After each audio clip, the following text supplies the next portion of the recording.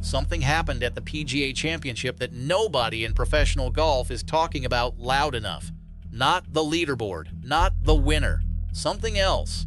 Something that started quietly in the background and is now heading straight toward the US Open, like a freight train with no brakes. 11 players, star players, the kind of names that sell tickets, move ratings, and define what the PGA Tour looks like on a Sunday afternoon. Every one of them is furious. And the people responsible for fixing what made them furious cannot do a single thing about it. Pause on that for a second. Not won't, can't. Shinnecock Hills is weeks away. If what happened at Aronimink was the spark, what is coming at the US Open could be something professional golf has never seen at this scale. Personally, I think this exposes a crack in professional golf that has been ignored for too long. Drop your take in the comments. Do you think the players are right or overreacting?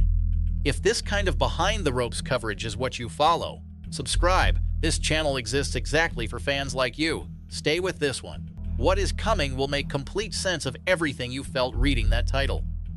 Because here is where it actually started. Aronimink Golf Club. Round 2 of the PGA Championship. Before the weekend even arrived, the atmosphere inside that tournament had already shifted into something uncomfortable. Scottie Scheffler walked off that course and used one word that stopped every golf journalist in the room. Not difficult, not challenging. He called the pin positions, and this is his exact word, absurd. From the #1 player in the world, that is not frustration after a bogey. That is a deliberate, measured statement from someone who has played every major setup on earth and knows precisely what he is comparing it to. Rory McIlroy followed almost immediately. He looked at a leaderboard so tightly bunched it told its own story and called it a sign of not a great setup. Two of the most respected voices in the modern game. Same conclusion, same moment, same tournament. By the time round 2 finished, 5 of the world's top 13 ranked players had missed the cut entirely, not stumbled, missed the cut. On a course that was supposed to separate the best from the rest, it had punished everyone equally. Those 2 names were just the beginning. What was building behind the scenes was already much bigger. Jon Rahm had his own moment. His frustration came from a different angle. Course decisions that changed the character of holes and then placed pins in positions that made those changes feel almost cruel.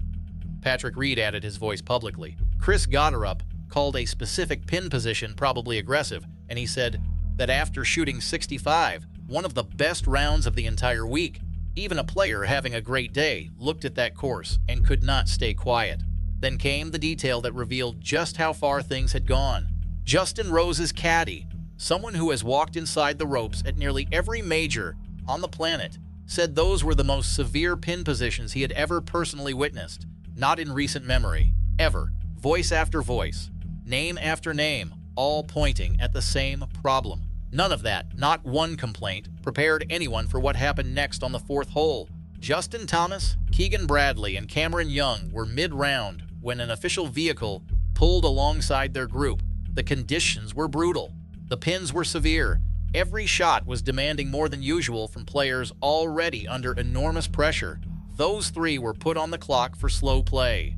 Thomas turned to that official and made his case directly. He questioned the logic of applying a standard time measurement to a round being played in 25-mile-per-hour winds on the most aggressive pin positions he had seen all season. Not an emotional outburst, a precise, reasonable argument from a player who knew what he was talking about. The official listened. The clock stayed. Watching that exchange on ESPN, something felt off to every fan paying attention. Not because Thomas was wrong, because the official standing there, holding authority, visibly had no way to make it right. What exactly was broken in that moment, and why nobody in that vehicle could fix it, is the part of this story most people still have not connected. Deeper than one tournament, bigger than one confrontation, this is heading somewhere far more dangerous. McIlroy and Scheffler have already walked Shinnecock Hills ahead of the US Open. Their early assessments were measured, wide fairways, more generous than 2018 in places. But then McIlroy described the first cut of rough sitting at 5 inches deep. Miss the fairway by a yard and the fescue takes over completely. Scheffler was equally direct. Once you start missing fairways out there, he said, you have no chance. That assessment came before a single competition pin was placed. Shinnecock carries its own history that serious golf fans already carry in their memory. The 2004 U.S. Open, where conditions deteriorated so badly the greens required watering mid-round. The 2018 edition, where Mickelson deliberately struck a moving ball on the 13th green rather than face the putt again. These were not isolated incidents. They were warnings about what happens when pressure inside a tournament builds past the point where anyone in charge knows how to release it. Jack Nicklaus recently added his voice to this broader conversation, separate from the players, separate from the revolt, stating he is not in favor of the current schedule structure. Too many elite events compressed too tightly together. Players arriving at majors already stretched thin, already carrying more than they should. That matters here because the 11 players who pushed back at Aronimink did not arrive there fresh. They arrived worn down by a season that gave them almost no room before the hardest test in golf demanded everything they had left. Worn down players, extreme conditions, a revolt already on record. Now comes the part that explains why officials across this entire sport are powerless to stop what is building. Here is the structural truth at the center of this story. The USGA runs the US Open fully.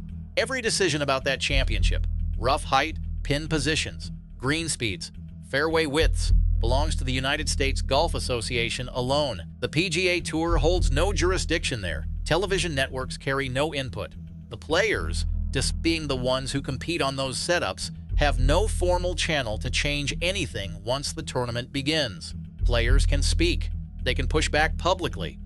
They can stand in front of cameras and call setups absurd and argue with officials on live television. 11 of them did exactly that. Not one pin moved. That is not a flaw in the system. That is the design. The US Open has always treated its difficulty as its identity, but the 11 players who went on record at Aronimink are drawing a line between a hard test and a broken one, between a championship that rewards excellence and a setup that humiliates everyone, regardless of quality. By the structure of how this championship operates, the USGA cannot be pressured into changing that. A player revolt at the US Open is, by design, a revolt that goes nowhere. Sports Illustrated captured it plainly. Aronimink sparked the complaints. Shinnecock could start the revolt. Complaints stay in press conferences. Revolts get remembered. Revolts force governing bodies to face mirrors, even when the mirror is the only thing they are ever made to confront. 11 star players went on record at Aronimink. 5 of the world's top 13 missed the cut on an extreme setup. A live confrontation between players and officials aired on national television. When everything settled, nothing changed. Not one setup decision reversed. Not one clock undone. That is the answer to everything the title of this video promised. The players revolted. The officials heard every word. The system governing the US Open meant none of it mattered, because it was never built to. Shinnecock Hills is next. The rough is 5 inches deep. The pins have not gone in yet, and 11 players who now know exactly how powerless their voices are will walk those fairways carrying that knowledge. That is where I believe this becomes genuinely historic. Tell me in the comments whether the USGA handles Shinnecock differently, or whether we are about to watch 2018 happen again at a larger scale. Whatever comes next, one thing is certain: the players already know it, and now so do you.